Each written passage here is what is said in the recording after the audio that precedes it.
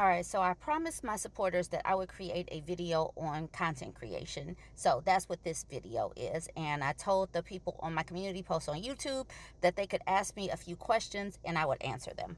So Can Davis asks, my question is, what editing tools do you use to edit your videos and how long does it take?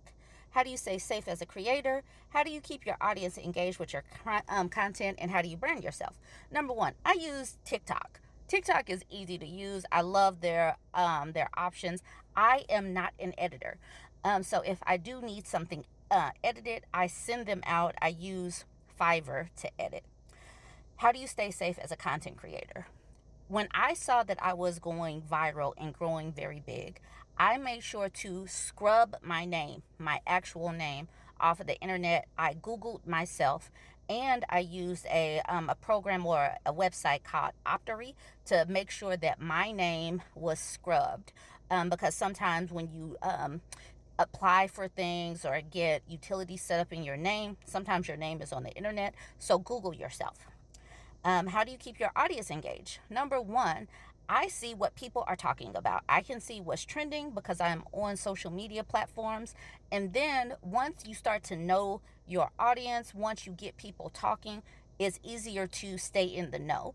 But that takes some time. That takes talking to your community. It takes, engagement. You can't just post and then leave your community alone. Well, that's not what I do.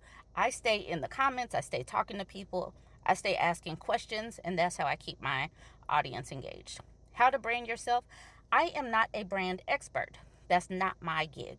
But what I did, I'm on several platforms. I just try to stay consistent across platforms, and that would be something that you would send off or ask a brand person, because that is not me. But when I'm presenting myself, I try to present myself in a way that is authentic, and I try to stay consistent across platforms. Amber says, I'm interested in how you keep safe. Okay, I already answered that. I scrub my name. I try not to mention where I am when I am there. And I don't tell the city or state that I'm in particular. I don't say it, even though early on I might have said it, but I don't now. The basic startup costs, let me tell you, when I first started, because I'm just simply using TikTok, I was just using my iPhone and posting. That's literally all. Once I started making money, I upgraded my phone.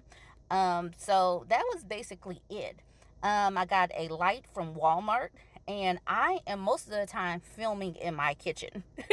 I do not have a studio or anything, so my costs are low. As I started to make more money, I would add more things, and I use a mic off of Amazon. Miss Marvelous says, hi Burb, what was the thing that made you decide to make these informative and engaging videos? I have been doing content for a long time. I just kept getting kicked off of Facebook, and then I just started to diversify. That's how I started off on TikTok. Once I started getting kicked off of TikTok, that's when I started bringing my videos over to YouTube. And then my videos started popping on both TikTok and YouTube. So that's how I ended up over here. I have always been an information and data driven girl. That's just what the lane that I'm in. I am a book nerd. I'm a history nerd. So that's the reason why a lot of the things that I do are based on articles and data and numbers.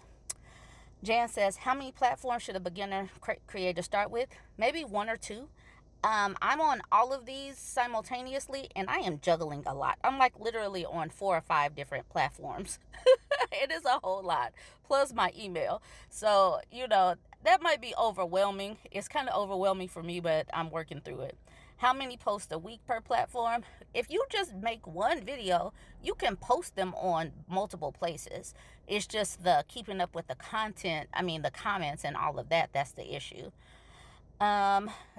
My World asks, do I do ads during videos or just before or after?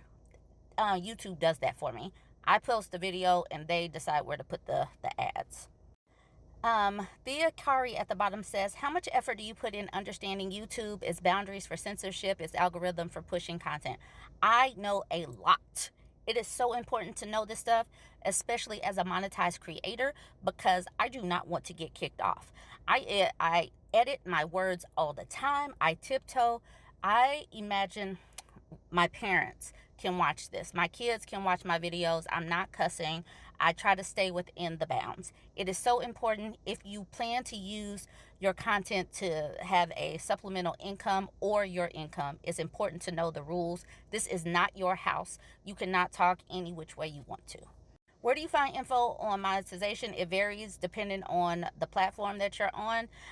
Once you get to the point of being a content creator, like if you sign up for a YouTube studio, they will tell you like how close you are to hitting the amount of subscribers you need and the hours that you need. Same thing with TikTok. It tells you you need a certain amount of hours to qualify for their creator studio. That's how you do it. You just have it depends on the platform that you're on.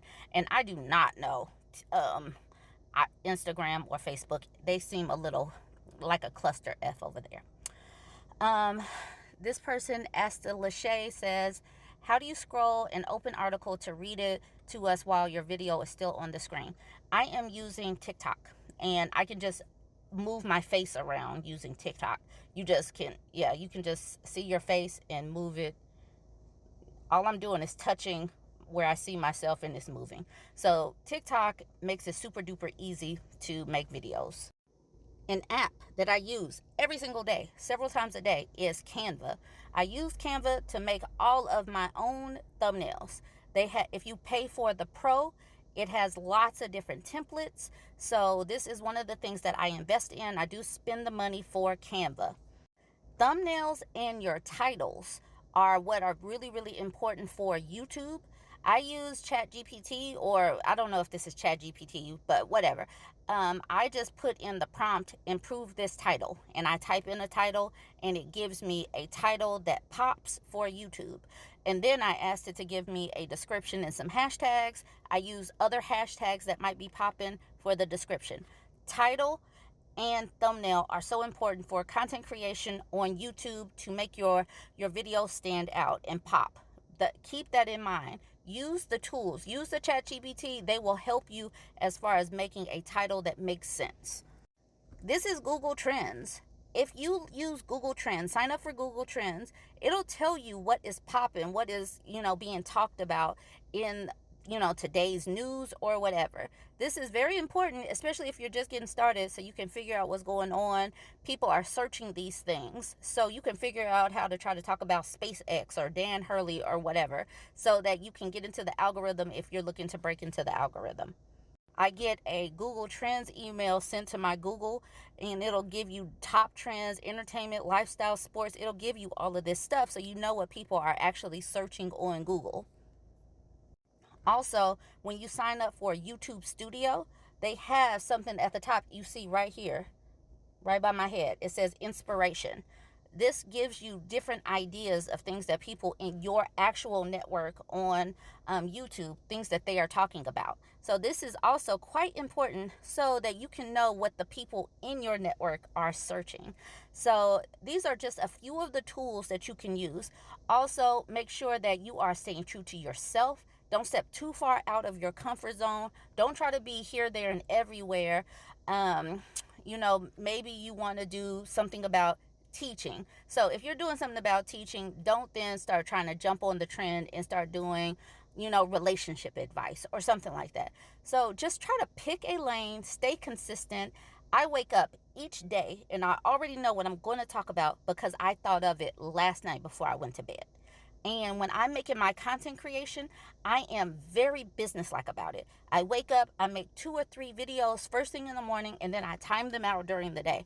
That's the reason why y'all see videos all day, because I wake up and I make about 3 videos first thing in the morning. I am very consistent. I have my screenshots ready, and then, I can just launch first thing. Hopefully this gets you started. This is just a sample of what I do consistently, but title, thumbnail, know your skill, know your lane, know your subject matter, and just do it just like that. Jump in the comments. Let me know if this is enough. Make sure to like, comment, and share.